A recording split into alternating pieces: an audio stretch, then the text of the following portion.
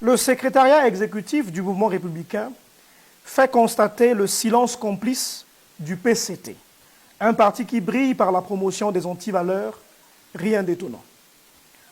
On aurait cru obtenir une déclaration de l'Organisation des femmes du Congo, OFC, en sigle, qui n'est autre que la branche des femmes du PCT. Quelle honte! Alors que la ministre de la Promotion de la Femme, qui est en même temps responsable de l'OFC, elle qui a tant vanté la loi Mouebara sur la lutte contre les violences faites aux femmes, on se rend finalement compte que pour protéger un des leurs, cette loi est devenue obsolète. Mouvement républicain, Conseil national, Bureau politique, Secrétariat exécutif. Déclaration du secrétariat exécutif du mouvement républicain sur l'affaire Okana Gate.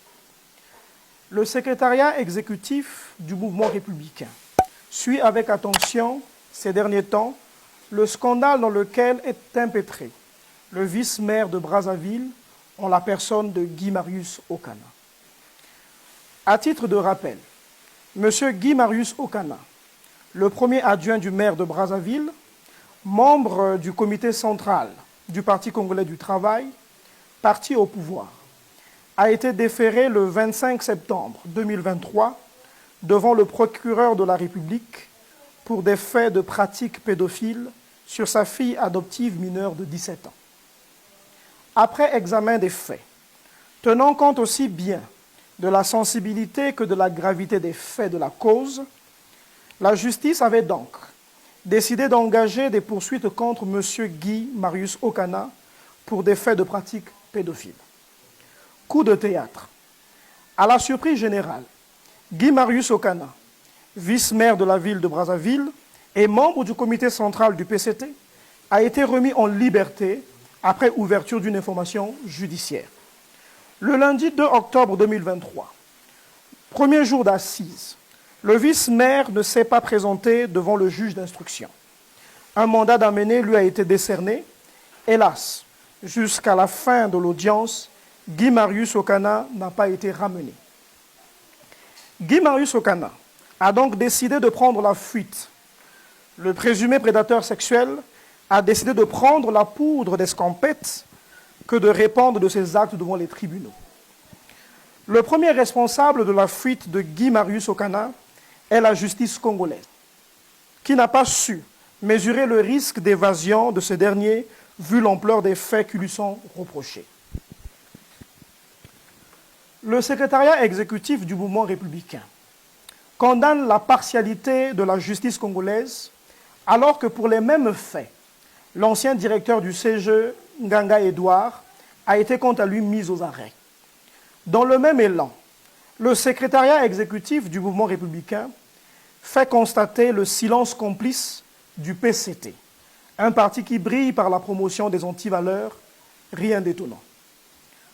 On aurait cru obtenir une déclaration de l'Organisation des femmes du Congo, OFC, en sigle, qui n'est autre que la branche des femmes du PCT. Quelle honte! Alors que la ministre de la Promotion de la Femme, qui est en même temps responsable de l'OFC, elle qui a tant vanté la loi Mouebara sur la lutte contre les violences faites aux femmes, on se rend finalement compte que pour protéger un des leurs, cette loi est devenue obsolète. Aucune association féminine n'est montée au créneau. Plusieurs jeunes filles et femmes sont réduites au silence et l'élite féminine congolaise demeure sans voix. Le président de la République ne disait-il pas que le ver est dans le fruit? Nous constatons que ce ver a bien infecté le secteur judiciaire.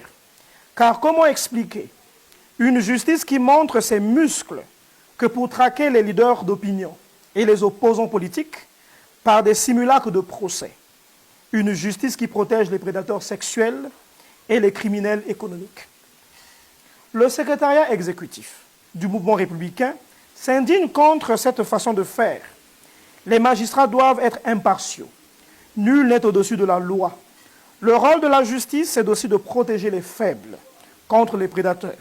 Cette jeune fille abusée doit obtenir justice, ainsi que toutes les filles qui se trouvent dans des situations similaires.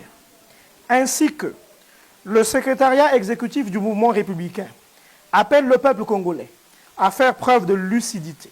Chers parents, chères jeunes filles, chers compatriotes, nous devons briser la loi du silence si nous voulons que la jeune fille et la femme congolaise retrouvent leur dignité. Vive la justice équitable pour tous, vive la restauration de la dignité de la jeune fille congolaise, vive l'émancipation de la femme congolaise, que Dieu bénisse le Congo. Fête à Brazzaville, le 12 octobre 2023, le secrétariat exécutif.